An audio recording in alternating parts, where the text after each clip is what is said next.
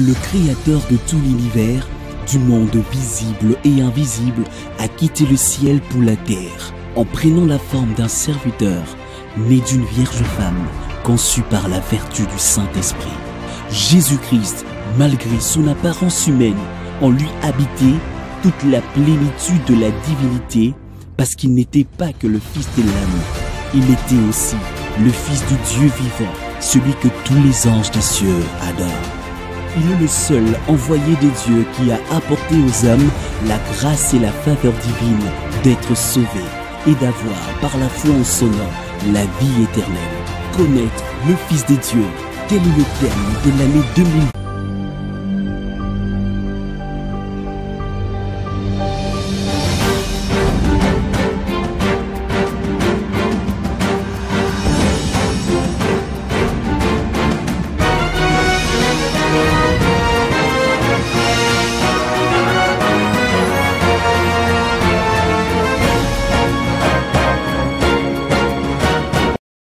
Shalom bien-aimés, je vous salue tous dans le nom précieux de notre Seigneur et Sauveur Jésus-Christ. Vous tous qui aimez votre meilleure chaîne chrétienne ZM et précisément dans son émission Posons le fondement. Soyez bénis là où vous êtes. Moi, c'est le pasteur Cédric Loukoussa. Je suis le pasteur de l'église Temple Chrétien Mont-Carmel. Temple Chrétien Mont-Carmel, nous sommes sur l'avenue Kitega, numéro 110, dans la commune de Kinshasa. Et c'est là où nous nous réunissons chaque mercredi et vendredi de 17h30 à 19h30. Et le dimanche, nous nous réunissons de 8h juste jusqu'à 11h30. Posons le fondement. C'est une émission qui passe chaque lundi à partir de 15h45.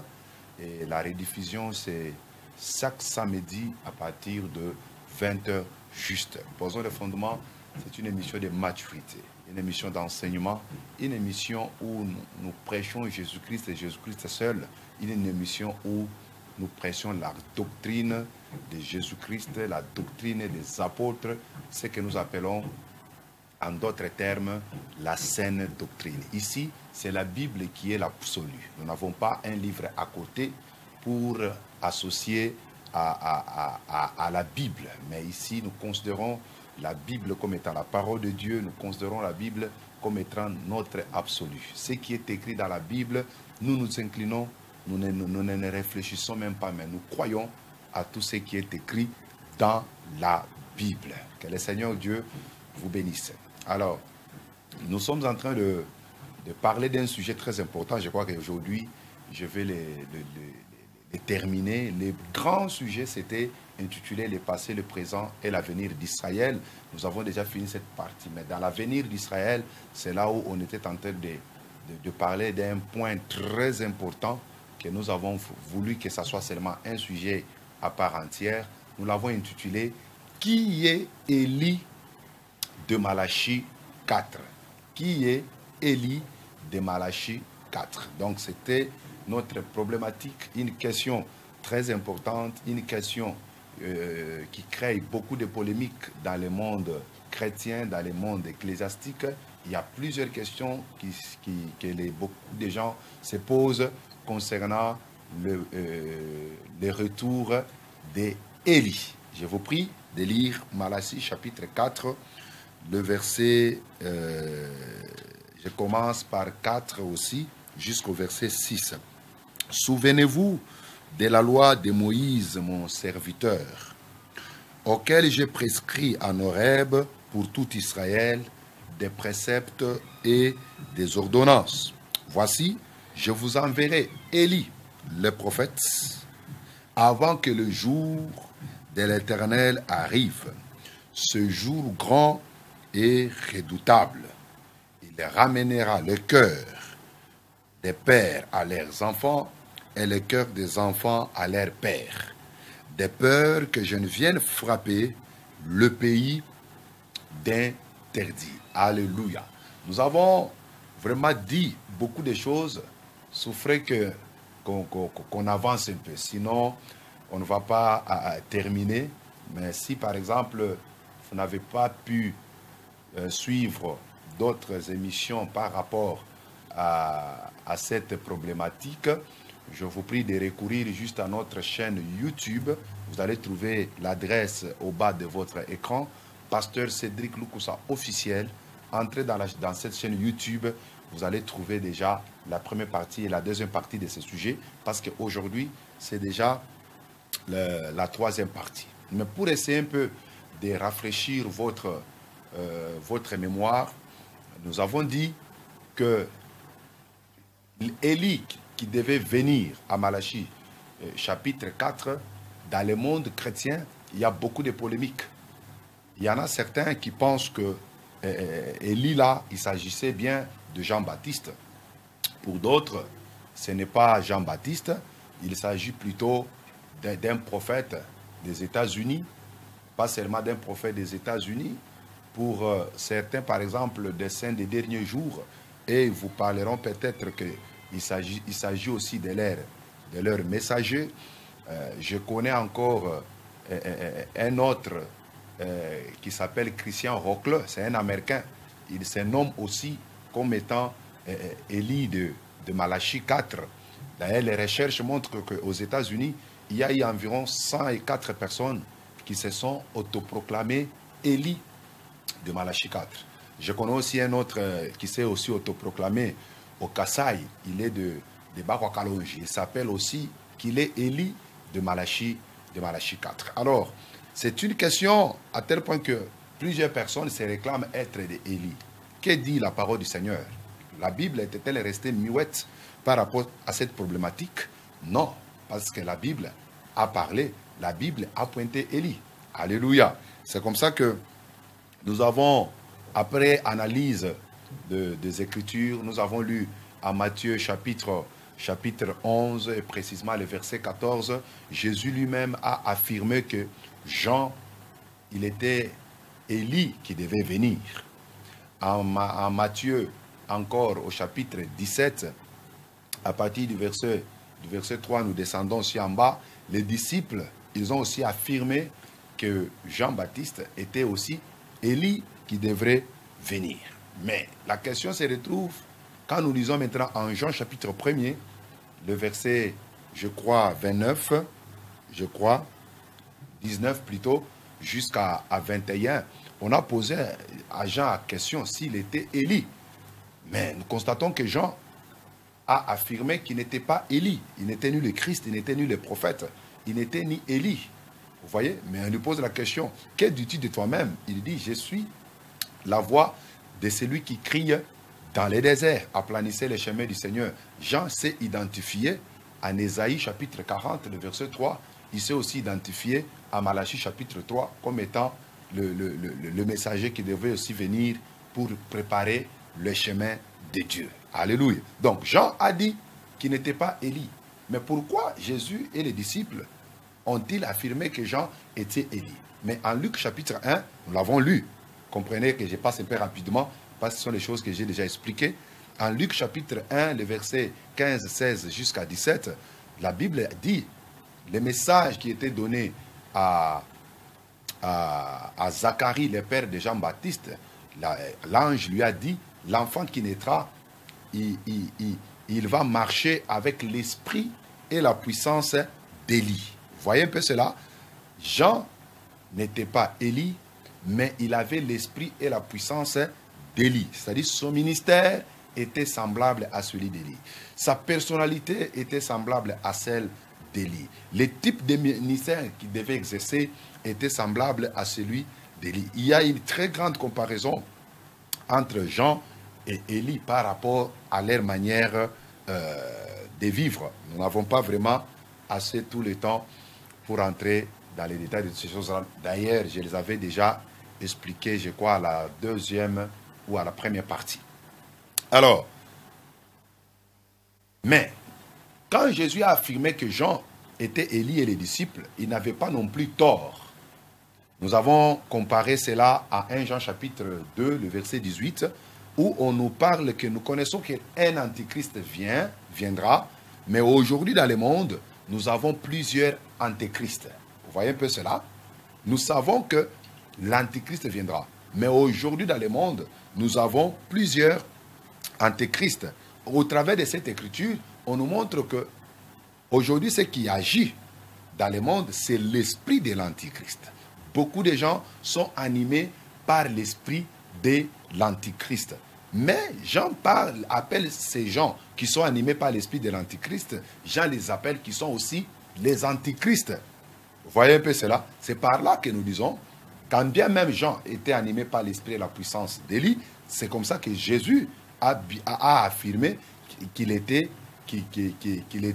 Élie. Mais cela ne veut pas dire que Élie de Malachie 4 ne devait pas venir. Vous voyez un peu cela? D'ailleurs, j'ai donné quelques raisons pour lesquelles Jean n'est pas Élie de Malachie 4. Nous avons montré que la première raison, quand vous regardez bien, Jean, il est le précurseur de la première venue de Jésus. Il est le précurseur de l'année de grâce. Mais Élie de Malachie 4, lui, il est le précurseur de la seconde venue. C'est pourquoi on parle que Élie doit venir avant le jour de l'Éternel. Alors que Jean, lui, était venu avant le jour de la grâce. Vous voyez un peu cela? Donc, Jean ne pouvait pas être Élie de Malachie 4. Alléluia. Et nous avons donné la deuxième raison que Jean lui-même, il a refusé qu'il soit appelé Élie en Jean chapitre 1, le verset 20-21. Alléluia. Alors, il y a tellement beaucoup de choses. Alors, si Élie de Malachie chapitre 4 n'est pas Jean-Baptiste, qui est-il? Alléluia. Nous affirmons automatiquement que Élie là est à venir. C'est ainsi que la fois passée, nous avons commencé à analyser petit à petit Malachie chapitre 4. Et j'avais commencé à partir du verset 4. Parce qu'avant d'arriver au verset 5 et 6, il y a le verset 4. Et nous avons montré que au verset 4, on nous dit « Souvenez-vous de la loi de Moïse, mon serviteur, auquel j'ai prescrit à Horeb pour tout Israël des préceptes et des ordonnances. » La question qu'on a posée là-bas, qui devait se souvenir de la loi de Moïse? Est-ce l'Église ou bien Israël? Et on avait répondu la fois passée qu'il s'agit bien d'Israël. Parce que c'est Israël qui était au mont Horeb. Le mont Horeb, c'est la même montagne que le mont Sinaï, en Exode chapitre 19. Vous voyez un peu cela? C'est Israël qui était à la montagne de Sinaï. C'est Israël qui était à la montagne de Horeb. C'est Israël à qui Dieu a prescrit des préceptes et des ordonnances. Et non l'Église du Seigneur. Vous voyez un peu cela? Très important, seulement cette précision-là. Et au verset 5, la Bible dit, voici, je vous enverrai Élie, les prophètes. Je là, c'est qui? Nous avons montré qu'il s'agit de Dieu. Et vous là, vous, il ne s'agit pas de l'Église. Vous, il s'agit des enfants d'Israël. Vous voyez? Vous, c'est les enfants d'Israël. Parce qu'au verset 4, on a dit, c'est à Israël à qui on a prescrit des préceptes et des ordonnances. Pour prouver encore que le vous là, il s'agit des enfants d'Israël, on avait donné Malachie chapitre 1er, le verset 1er. La Bible dit oracle, parole de l'Éternel à Israël par Malachie. Donc, vous voyez que parole de l'Éternel à Israël par Malachie. Donc, tous les livres de Malachie ici concernent Israël. Si nous, l'Église, on peut lire les livres de Malachie, c'est pour tirer instruction. Vous voyez un peu cela? C'est pour tirer instruction. Mais la doctrine de l'Église, elle ne peut pas être fondée dans ces livres de Malachie. Parce que dans l'Ancien Testament, il n'y a aucune prophétie qui a liaison avec l'Église. Mais toutes les prophéties, c'était en liaison avec Israël ou bien avec des nations. Alléluia. Donc, quand on dit « Je vous enverrai Élie le prophète », c'est Dieu qui parle. Mais il envoie Élie à qui? Vous là, remplace Israël. Nous avons montré aussi, on parle bien avant que le jour de l'Éternel arrive. Nous avons expliqué le jour de l'Éternel qui est un jour de jugement, un jour où la colère de Dieu s'abat sur les habitants de la terre. Et ce jour-là interviendra après l'enlèvement de l'Église. Et présentement, on ne peut jamais parler du jour de l'Éternel. Mais le jour de l'Éternel, ça sera après l'enlèvement de l'Église. Nous avons montré aussi le verset 6. Élie a pour mission de ramener les cœurs des pères à leurs enfants. Nous avons montré, selon Actes des Apôtres, chapitre 3, que les pères là, il s'agit bien d'Abraham, d'Isaac et de Jacob. Et les enfants, il s'agit bien des Juifs. Ramener le cœur des pères vers les enfants et le cœur des enfants à leur père, pas annoncer tout simplement la repentance nationale. C'est-à-dire quand Élie viendra, il prêchera en Israël et il va provoquer une repentance nationale. Les Juifs qui avaient refusé Jésus-Christ lors de sa première venue, ils les reconnaîtront pour accomplir Zacharie 12. Ils pleureront sur lui comme on pleure sur un fils unique venu de Dieu. Et quand on dit, de peur que je ne vienne frapper les pays d'interdit, mes frères, l'Église n'a jamais été un pays. Mais l'Église, c'est une maison de Dieu. L'Église, c'est une nation sainte. Vous voyez un peu cela? L'Église, c'est le temple de Dieu en esprit. L'Église, c'est le troupeau de Dieu. Mais les pays qui devaient être frappés d'interdit ici, c'était Israël. Vous voyez un peu cela? Bon, j'ai expliqué beaucoup de choses. Souffrez que si c'est votre première fois, si vous n'avez pas compris, vous pouvez recourir à notre chaîne YouTube, Pasteur Cédric Lux officiel. Vous allez trouver ça, ça va beaucoup vous aider. Ou bien vous allez nous écrire sur nos numéros WhatsApp. On pourra toujours vous donner encore d'autres détails. Souffrez aujourd'hui qu'on avance. Mais je voulais répondre clairement à cette question. Qui est Élie de Malachie 4? Premièrement, je dis Élie de Malachie 4 n'est pas Jean-Baptiste. Deuxièmement, Élie de Malachie 4 n'est pas un prophète soi-disant venu des États-Unis ou venu du Congo ou venu du Kasaï. Vous voyez un peu cela? Mais Élie de Malachie 4, c'est le même Élie, le même prophète Élie de 1 roi, chapitre 17, qui était monté au ciel, parce qu'Élie n'était pas mort, et qui va revenir. Waouh! Ça, c'est très important. Élie de Malachie 4, c'est le retour, ça sera le retour du même prophète Élie qui était monté, qui avait existé en 1 roi 17 et qui est monté au ciel en 2 rois chapitre 2, qui reviendra maintenant pour le rétablissement d'Israël, pour amener Israël à la repentance nationale. Ça, je voulais que vous les reteniez d'une manière claire. Et pour être encore beaucoup plus précis, dans le livre d'Apocalypse chapitre 11, c'est là où on nous parle la venue d'Élie de Malachie 4. C'est pourquoi je voulais qu'aujourd'hui, que nous analysions Apocalypse chapitre 11, où on nous parle de la venue des 2 témoins. Nous voulons analyser cela et vous allez comprendre très facilement. Mais retenez que Élie de Malachie 4 n'est pas Jean-Baptiste, n'est pas un messager des États-Unis, n'est pas un prophète du Kasaï ou de n'importe quel continent, mais Élie de Malachie 4 reviendra exactement, et il reviendra à l'Apocalypse. Cette prophétie-là nous a été confirmée en Apocalypse chapitre 11. Alléluia. Je voulais qu'on lise Malachie chapitre 11. Et on va répondre à la question pourquoi Élie de Malachie 4, il va revenir à Malachie et à Apocalypse chapitre 11. Je vous prie qu'on lise vraiment cette longue lecture. Je commence par le premier verset. La Bible dit ceci. On me donna un roseau semblable à une verge en disant, lève-toi et mesure les temples de Dieu, l'autel et ceux qui y adorent.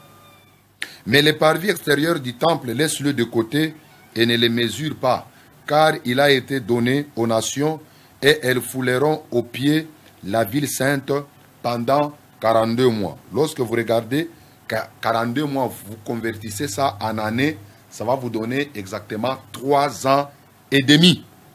Et on parle ici, en lisant seulement, vous allez voir que le temple sera déjà reconstruit. Le 3e temple sera déjà reconstruit.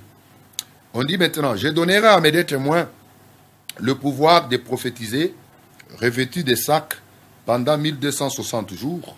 Ce sont les 2 oliviers et les 2 chandeliers qui se tiennent devant le Seigneur de la terre. Si quelqu'un veut leur faire du mal, du feu sort de leur bouche et dévore leurs ennemis. Et si quelqu'un veut leur faire du mal, il faut qu'il soit tué de cette manière. Ils ont le pouvoir de fermer les ciels, souligné là-bas, ils ont le pouvoir de fermer les ciels afin qu'il ne tombe point de pluie pendant les temps, les jours de leur prophétie. Ils ont le pouvoir de changer les eaux en sang, changer les eaux en sang, et de frapper la terre de toute espèce de plaie chaque fois qu'ils le voudront. Quand ils auront achevé leur témoignage, la bête qui monte de l'abîme leur fera la guerre, les vaincra et les tuera. Et leurs cadavres seront sur la place publique de la grande ville, qu'on nomme symboliquement Sodome et Gomorrhe, là où leur Seigneur a été crucifié. Est-ce que Jésus était crucifié à Sodome et Gomorrhe? Non, Jésus était crucifié à Jérusalem. C'est là où on nous dit que les deux témoins, là, ils mourront où? À Jérusalem. Des hommes d'entre les peuples, les tribus, les langues et les nations verront leurs cadavres pendant 3 jours et demi. Ils ne permettront pas que leurs cadavres soient mis dans un sépulcre. Et à cause d'eux, les habitants de la terre se réjouiront et seront dans l'allégresse. Et ils s'enverront des présents les uns aux autres, parce que ces 2 prophètes ont tourmenté les habitants de la terre. Après 3 jours et demi, un esprit de vie venant de Dieu entra en eux, et ils s'étèrent sur leurs pieds, et une grande crainte s'empara de ceux qui les voyaient. Est-ce qu'on peut dire Amen? Jusque même au verset 13. Alléluia. Alors, dans ces livres d'Apocalypse, on nous présente 2 témoins. On nous présente 2 témoins, et la Bible précise qu'ils vont témoigner pendant 1260 jours. C'est ça la durée de leur témoignage. Et quand vous prenez les 1260 jours, vous allez voir que c'est environ 3 ans et demi. On ne nous a pas expliqué dans le livre d'Apocalypse que ces 2 témoins vont naître. On ne nous a pas expliqué cela. On ne nous a pas non plus expliqué comment ils vont se manifester sur la terre. Cela reste un mystère. Mais du moins, la question est de savoir qui sont ces 2 témoins. Vous voyez, par rapport au lieu de leur germination, à leur origine, on nous montre qu'on va les tuer à Sodome et Gomorrhe, plutôt Sodome et Égypte, là où leur Seigneur était crucifié. Ça, c'est le verset 8. Or, Jésus n'était pas mort en Égypte ni à Sodome, mais Jésus était crucifié à Jérusalem.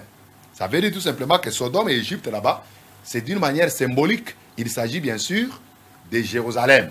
Or, quand nous parlons de Jérusalem, nous voyons Israël. Vous voyez, c'est ça le lieu où ils vont exercer pratiquement leur ministère, et c'est là où on va les tuer. Ça, c'est très important et très capital. Alors, la question est de savoir qui sont ces 2 témoins. Parce que moi, je vous ai dit ici, au travers des Écritures, que Élie de Malachie 4, il viendra en Apocalypse 11. Or, quand vous regardez d'une manière chronologique, l'Apocalypse 11 va s'accomplir après l'enlèvement de l'Église. Les 2 témoins viendront après l'enlèvement de l'Église pendant la période de tribulation. Je crois qu'on en reviendra lorsqu'on va parler ici des 70 semaines de Daniel dans les jours à venir. Alors, on nous dit, pour découvrir ces 2 prophètes, il y a environ 6 raisons qui me confirment, moi personnellement, que ces 2 témoins, il s'agit bien d'Élie et de Moïse. J'ai environ 6 raisons, pas mes raisons personnelles, mais 6 confirmations à partir de la Bible. La première raison, vous allez voir ceci. Écrivez, comme Moïse, il frappait la terre des plaies, et comme Élie, ces 2 témoins, bien sûr, ils ont le pouvoir d'empêcher la pluie de tomber. Je répète, comme Moïse, les 2 témoins, ils frappent la terre des plaies, et comme Élie, ils ont le pouvoir d'empêcher la pluie de tomber. Ça, c'est la même chose. Vous allez voir, on nous dit en Apocalypse chapitre 11, le verset 6, que les deux témoins ont le pouvoir de fermer le ciel afin qu'il ne tombe point la pluie, et ils ont le pouvoir de frapper la terre de toutes sortes de plaies, jusqu'à tel point qu'ils peuvent changer les eaux en sang. Or, quand nous regardons dans toute la Bible, je vois ces deux prophètes.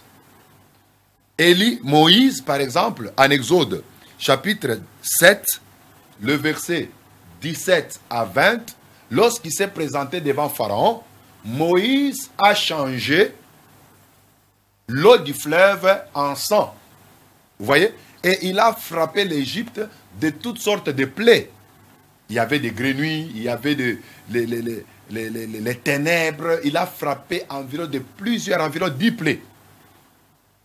Nous voyons Moïse qui frappe la terre de l'Égypte avec les plaies.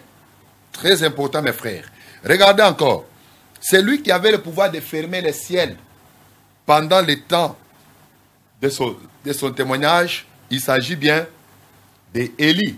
En 1 roi, chapitre 17, le verset 1, la Bible dit, Élie ferma le ciel. Et il a fermé le ciel pendant 3 ans et demi. Ça, c'est en 1 roi. Élie le prophète. Élie de Tishbite. Il a fermé le ciel pendant 3 ans et demi. Or, quand vous regardez en Apocalypse 11, le verset 3, on nous dit que les deux témoins témoigneront pendant 1260 jours. Or, 1260 jours fait exactement 3 ans et demi. C'est lui qui a le pouvoir de bloquer le ciel pour que la pluie ne tombe pas. Il n'y a qu'Élie, c'est Élie. Vous voyez? Ça, c'est la première raison. Moïse a frappé la terre des plaies. Moïse et Élie, il a fermé le ciel pour que la pluie ne tombe pas. C'est pourquoi les deux témoins ici, il s'agit bien d'Élie et de Moïse. La deuxième raison, la tradition juive attendait un retour futur d'Élie et un retour futur de Moïse. Dans la tradition juive, les Juifs tels qu'ils sont là, ils attendent la venue de Élie et ils attendent la venue de Moïse. Regardez par exemple en Malachie chapitre 4, les versets 5 à 6. La Bible nous dit clairement, je vous enverrai Élie le prophète. Dieu promet aux Juifs de les envoyer Élie le prophète. Vous voyez? C'est pourquoi en Matthieu 17, les disciples ont posé la question à Jésus. Pourquoi les scribes disent-ils que Élie doit revenir? Premièrement, et rétablir toutes choses. Vous voyez un peu cela? Jésus le dit, Élie doit revenir exactement pour rétablir toutes les choses. Donc les Juifs attendent la venue d'Élie. Lisez ensemble avec moi Jean chapitre 21 et puis Jean chapitre 1er. Jean chapitre 1er, les versets 19. Lisez, il y a beaucoup de vérité là-dedans. Voici les témoignages des gens. Lorsque les Juifs envoyèrent de Jérusalem des sacrificateurs et des Lévites pour lui demander, « Toi, qui es-tu, Jean? Toi, tu es qui ?» Il déclara, et sans restriction, il affirma qu'il n'était pas le Christ. Verset 21. Ils lui demandèrent, « Quoi donc? Es-tu Élie? Es-tu Élie? » Il dit, « Je ne le suis point. » Ils ajoutent, « Es-tu le prophète? » Il répondit, « Non. » Ils lui dirent alors, « Qui? » Afin que nous donnions une réponse à ceux qui nous ont envoyés. « Que dis-tu de toi-même? » « Moi, dit-il, je suis la voix de celui qui crie dans les déserts. Aplanissez les chemins du Seigneur, comme a dit Ésaïe le prophète. Cette prophétie, c'est en Ésaïe 40, le verset 3. Ceux qui étaient envoyés étaient des pharisiens. Ils lui posèrent encore cette question. Pourquoi donc baptises-tu? Pourquoi donc baptises-tu si tu n'es pas le Christ, ni Élie, ni les prophètes? Jean leur répondit, moi je baptise d'eau, Mais au milieu de vous, il y a quelqu'un que vous ne connaissez pas qui vient après moi. Vous voyez un peu cela? Les Juifs attendent ces trois personnages. Premièrement, les Juifs attendent le Christ. Deuxièmement, les Juifs attendent Élie de Malachie 4, 5 à 6. Troisièmement, Élie attend le prophète promis par Moïse en Deutéronome chapitre 18, les versets 15 à 18. Je vais relire là-bas. Vous voyez un peu cela? Deutéronome chapitre 18, versets 15 à 18. L'Éternel ton Dieu, ça c'est Moïse qui parle, il te suscitera du milieu de toi d'entre tes frères un prophète comme moi. Vous l'écouterez. Vous voyez un peu cela? Donc Moïse promet que Dieu suscitera parmi les enfants d'Israël un prophète comme lui. Vous voyez? À Malachie 4, on nous promet que Élie doit revenir encore en Israël. Quand vous lisez dans les prophètes, vous allez trouver que on promet aux enfants d'Israël que le Messie viendra, le Christ. Vous voyez un peu cela? Le Christ viendra. Par exemple, même en Daniel chapitre 9, Daniel chapitre 9, le verset 26, on promet là-bas que le roi, c'est-à-dire le Messie, viendra. Quand vous êtes en Ésaïe 61, le verset 1, on nous dit que le Messie viendra et il entrera dans la synagogue et il dira que l'Esprit du Seigneur est sur moi. L'Éternel, il m'a oint. Le Messie veut dire tout simplement le oint, le Christ. Vous voyez? Ces trois personnages-là, les Juifs les attendent beaucoup. les Juifs les attendent beaucoup. C'est pourquoi, personnellement, moi, je vois que au travers des Écritures, les deux témoins-là, il s'agit bien sûr d'Élie et de Moïse, parce que les Juifs attendent ces personnages. Nous avons donné Jean 1, 21 et aussi Deutéronome chapitre 18, les versets 15 à 18. La troisième raison. Moïse et Élie étaient tous deux présents lors de l'épisode de la transfiguration qui préfigurait la seconde venue. Je répète. Moïse et Élie, tous deux étaient présents lors de l'épisode de la transfiguration qui préfigurait la seconde venue de Jésus-Christ. Là, je voulais Luc chapitre 9. Luc chapitre 9. Je lis les versets 27 à 31. Je vous l'ai dit en vérité, quelques-uns de ceux qui sont ici ne mourront point, qui n'aient vu le royaume de Dieu. Vous voyez? Quelques-uns parmi vous ne mourront point, qui n'aient vu le royaume de Dieu. Soulignez bien le royaume de Dieu. N'aient point vu le royaume de Dieu.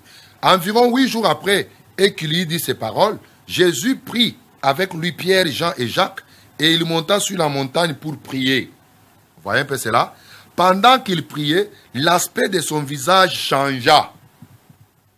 Et son vêtement devint d'une éclatante blancheur. Et voici des hommes s'entretenaient avec lui. Des hommes s'entretenaient avec lui. On n'a pas dit des esprits. Des hommes s'entretenaient avec lui. C'était Moïse et Élie. Vous voyez un peu cela? C'était qui? Moïse et Élie. Qui apparaissant dans la gloire, parlaient de son départ qu'il allait accomplir à Jérusalem. Parler de son qu'il allait accomplir de Jérusalem. Vous pouvez aussi ajouter Matthieu chapitre 17, le verset 1 à 3. Vous voyez que Jésus commence d'abord à annoncer à ses disciples que certains parmi vous ici ne mourront pas sans avoir vu le royaume de Dieu. Ils ne mourront pas sans avoir vu la manifestation du royaume de Dieu.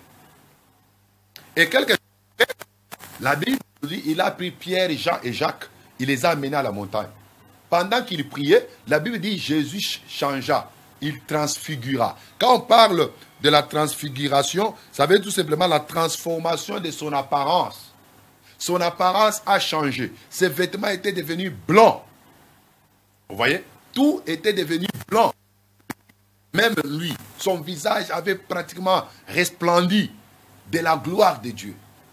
Et quand Jésus transfigura, la Bible dit des hommes apparurent. À ses côtés, on cite même leur nom. Moïse et Élie. Moïse et Élie, ils sont apparus à côté de Jésus. Et ils s'entretenaient avec lui. Et la Bible le dit, précise bien, ils s'entretenaient avec lui par rapport à son départ et ce qu'il allait faire à Jérusalem. Or, quand Jésus allait entrer à Jérusalem, c'était pour aller mourir. Vous voyez un peu cela? Donc, ils se sont entretenus par rapport à sa mort. Et Jésus appelle ces scénarios qui s'étaient passés sur cette montagne, ce que nous appelons la montagne de transfiguration, c'était le royaume de Dieu. C'est pourquoi je parle que Élie et Moïse, ils vont apparaître, ils étaient présents à l'épisode de la transfiguration, et cet épisode de la transfiguration était une figure de la seconde venue de Jésus. La seconde venue de Jésus, c'est quand Jésus reviendra en gloire. En gloire. Lorsqu'il reviendra pour installer son royaume sur la terre. C'est ce qu'on appelle la seconde venue. Lorsque Jésus vient pour installer son royaume sur la terre. C'est ce qu'on appelle la seconde venue. Vous voyez? Mais nous voyons qu'à la seconde venue, il y a Moïse et Élie qui apparaissent. Vous voyez? Alors que dans la première venue, Moïse et Élie n'avaient pas apparu. Vous voyez? Mais c'était une prophétie qui devait s'accomplir à sa seconde venue. C'est pourquoi Jésus a dit, certains parmi vous ne mourront pas sans avoir vu le royaume de Dieu. C'est-à-dire, les scénarios de la montagne de transfiguration, c'était une image de la seconde venue de Jésus. C'était une image. C'est pourquoi Jésus parle de son royaume. Mais nous voyons là-bas Moïse et Élie qui apparaissent. Alléluia. Qui apparaissent. En Apocalypse 11 aussi, avant l'instauration du royaume de Dieu, nous voyons encore les deux témoins qui agissent. Regardez mes frères, des fois, beaucoup de gens ne s'en rendent pas compte. Après juste Apocalypse, les ministères des deux témoins en Apocalypse 11, le verset 15 me dit ceci. Le septième ange sonna de la trompette. Et il y eut dans le ciel de fortes voix qui disaient, le royaume du monde est remis à notre Seigneur et à son Christ, et il régnera au siècle des siècles. Donc vous voyez que après juste le ministère des deux témoins, c'est l'intronisation du royaume de Dieu sur la terre par la voix du septième ange. Quand les septième anges sont de la trompette, directement, il introduit le Messie dans son royaume. C'est déjà le millénium. Vous voyez un peu cela?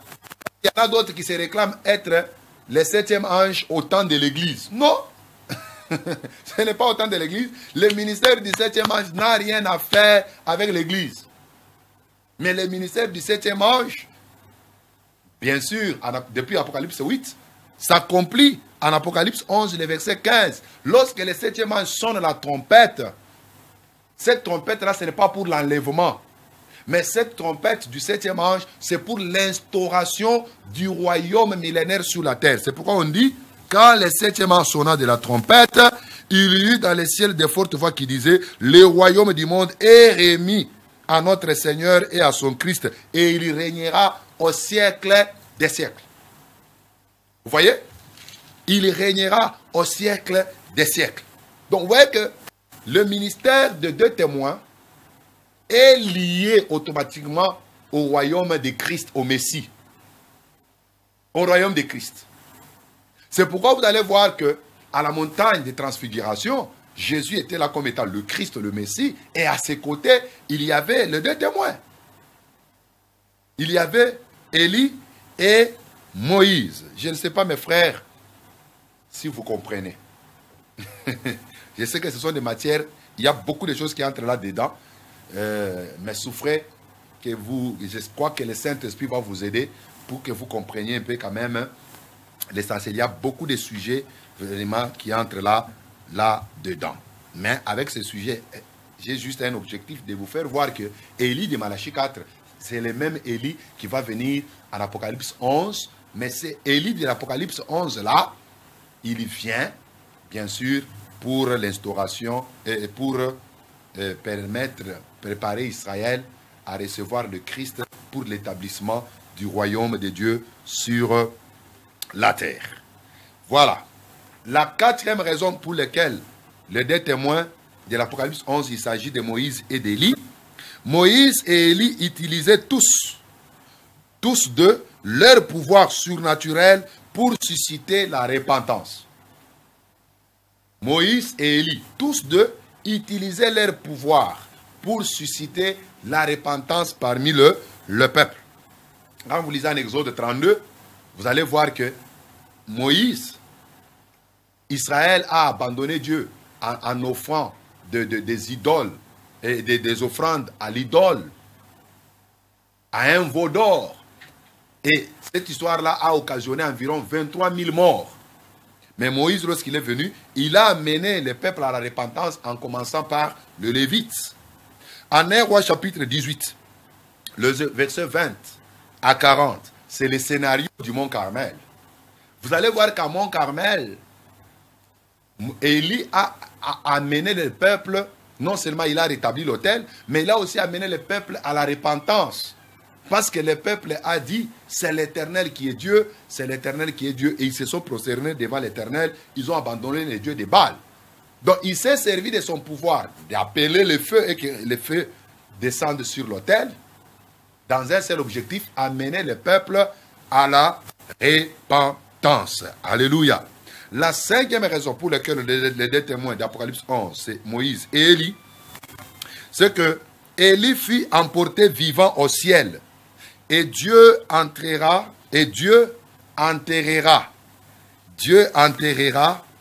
les corps de Moïse en un lieu où les hommes ne pourraient jamais venir les chercher. Je répète, Élie fut emporté au ciel vivant, et Dieu seul enterrera les corps de Moïse en un lieu un lieu où personne ne connaît. Regardez, en 2 Rois, chapitre 2, le verset 1 à 11. La Bible dit, Élie a été enlevé au ciel dans un tourbillon. Élie n'est pas mort. Élie est allé au ciel vivant, emporté dans un tourbillon. Il est monté au ciel, emporté par un tourbillon. Et quand vous lisez maintenant, en Deutéronome chapitre 34, là je voulais qu'on lise. Deutéronome 34, les versets 5 à 6. On nous dit que Moïse, Dieu lui-même l'a enterré et personne ne connaît là où se trouve le corps de Moïse, ni la tombe de Moïse. Pourquoi? Parce qu'il y a un mystère sur cette mort-là. Exode et Deutéronome plutôt, Deutéronome 34, les versets 5 à 6. La Bible dit, Moïse, serviteur de l'Éternel, mourut là, dans les pays de Moab, selon l'ordre de l'Éternel. Et l'Éternel l'enterra dans la vallée au pays de Moab vis-à-vis de Beth-Péor.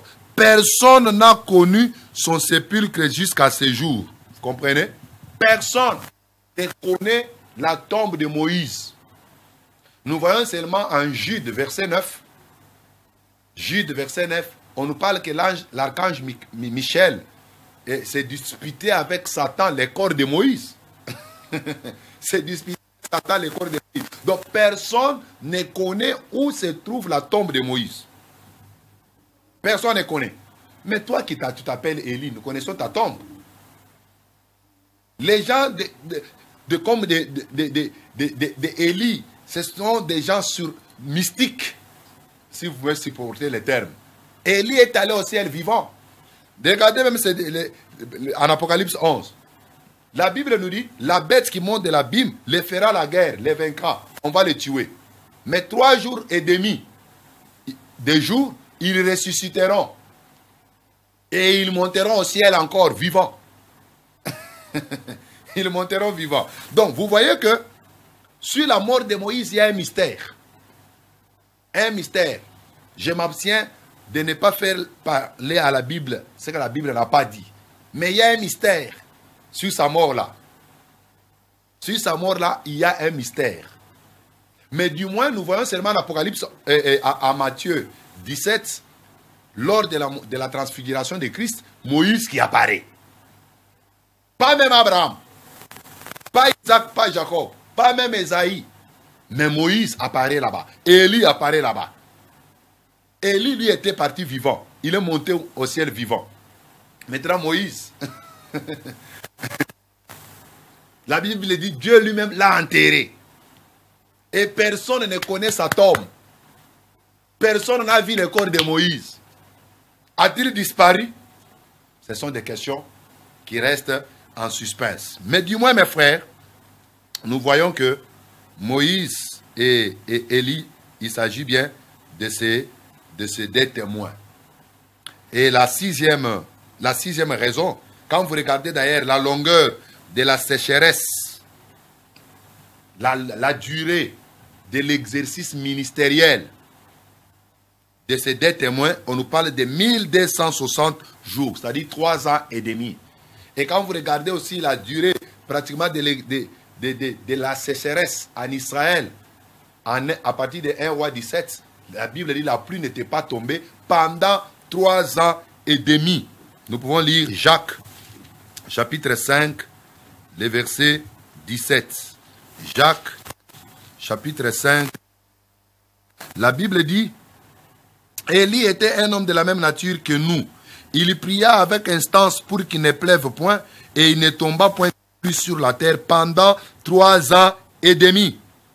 Pendant 3 ans et demi. Donc il y avait sécheresse en Israël. Et quand vous regardez en Apocalypse 11, on nous dit que les deux témoins, lorsqu'ils vont aussi travailler, la pluie ne tombera pas pendant le temps de l'exercice de leur ministère. Et les temps de l'exercice de leur ministère, il s'agit bien de 3 ans encore et demi. C'est ce qui prouve que Élie promis à Malachie 4, il s'agit bien de l'un des deux témoins de l'Apocalypse chapitre 11. Et ces deux témoins ici, ils vont travailler en Israël. Bien sûr que les fléaux qu'ils frapperont la terre aura des fois des portées universelles, mais la base de leur ministère, ce sera en Israël. C'est là où ils seront même tués. Donc, le ministère d'Élie n'a rien à faire avec l'Église. Élie ira en Israël pour aller rétablir les cultes. Vous voyez? Pour aller rétablir les cultes, aller rétablir l'adoration en Israël. La vraie adoration. Mais nous, Église, ce n'est pas Élie qui doit venir nous préparer. En Éphésiens chapitre 4, Éphésiens chapitre 4, à partir du verset 11, on nous parle des 5 ministères. Les apôtres, les prophètes, les évangélistes, les docteurs, les pasteurs. Ce sont eux qui doivent préparer l'Église à l'enlèvement. Ils doivent équiper l'Église pour amener les croyants à la stature parfaite de Christ.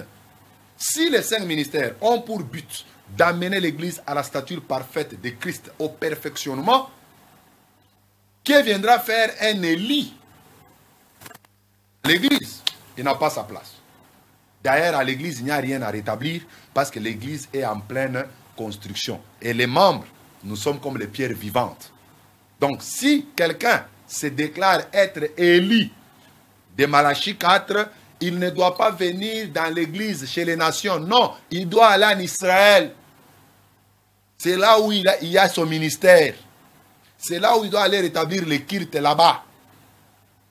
Mais nous, à l'église, il y a les apôtres, il y a les prophètes, il y a les docteurs, les évangélistes et les pasteurs. Et c'est au pluriel.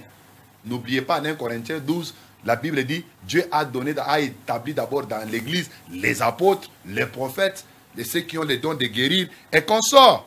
Donc, l'église n'est pas liée au ministère d'Élie. Jamais. Que personne ne vous trompe, mes frères. Ils n'ont pas de base dans les Écritures pour affirmer de telles choses. Ce sont des grandes erreurs que beaucoup de gens et beaucoup de sectes sont en train de commettre aujourd'hui. Donc, que personne ne vous trouble. Jean-Baptiste, il avait l'esprit et la puissance d'Élie. Son ministère était semblable à celui d'Élie, mais il n'était pas Élie de Malachie 4, parce que lui-même a refusé ce titre-là en Jean 1, verset 21. Mais Élie de Malachie 4, il viendra en Apocalypse 11. Il fait partie de l'un des deux témoins. C'est pourquoi vous allez voir que Élie, il n'était pas mort, parce qu'il doit revenir pour exercer une dernière mission sur la terre. Et cette mission-là l'amènera à mourir et à ressusciter. Après, il montera au ciel vivant. Sur la mort de Moïse, il y a vraiment un mystère, mais nous avons vu Moïse apparaître sur la montagne de transfiguration vivant. Alléluia. Il est apparu vivant. Qu'est-ce que nous allons dire? Était-il ressuscité? Je ne sais pas. Mais du moins en Apocalypse 11, nous voyons encore Moïse revenir pour travailler. Tu me poseras peut-être la question, comment ces gens-là, Élie et Moïse, reviendront en Apocalypse 11? Je te pose aussi la même question. Comment Jésus reviendra? Jésus qui va revenir, c'est le même qui était mort, ressuscité, monté au ciel, ou bien c'est une autre personne? Si Jésus va revenir, Élie aussi va revenir, Moïse aussi va revenir. C'est comme ça. Et ces trois personnages, les Juifs les attendent vraiment beaucoup. Mais nous, l'Église, notre espérance, nous attendons Jésus qui va revenir dans les nuées, dans les airs. Et il y aura résurrection des morts pour ceux qui étaient morts, et ceux qui seront vivants, ils seront transformés à la rencontre du Seigneur. Et Jésus nous prendra partie des airs. Il va nous amener maintenant dans la salle des noces où nous allons passer vraiment le temps avec lui dans une grande fête. Mes frères, que le Seigneur Jésus vous bénisse abondamment. Nous avons fourni vraiment un effort pour terminer ces sujets aujourd'hui. Ne nous tenez pas beaucoup de rigueur. Si vous n'avez pas compris, entrez dans notre chaîne YouTube, Pasteur Cédric Lukusa officiel. S'il y a des notions qui vous ont échappé, entrez là-bas. Je crois que d'ici une semaine, on va vous mettre toutes ces vidéos et vous allez écouter encore, réécouter encore davantage, écrire encore facilement et clairement. Vous allez très bien comprendre avec l'aide du Saint-Esprit. Ou soit, écrivez-nous sur ce numéro qui est là-bas. C'est un numéro sur WhatsApp. Je réponds moi-même au téléphone. Écrivez-nous. Je préfère d'ailleurs sur WhatsApp, c'est mieux. Je vais vous répondre là où vous avez des zones d'ombre. Que le Seigneur vous bénisse abondamment. Je vous souhaite une très belle soirée et je vous fixe rendez-vous le lundi prochain. Mais pour la rediffusion, si vous nous avez suivis en retard, la rediffusion, c'est le samedi à 20h juste. Et si vous voulez nous rejoindre à l'église, nous sommes sur l'avenue Kitega, numéro 110, dans la commune de Kinshasa. Vous allez trouver là-bas une église, on a mis le nom de Temple chrétien Mont Carmel. Que le Seigneur Dieu vous bénisse. À mon nom personnel, au nom de toute l'équipe technique des ZM et surtout au concepteur de cette émission, M. Serge Katou, moi je vous souhaite une très belle soirée accompagné du Seigneur. Amen.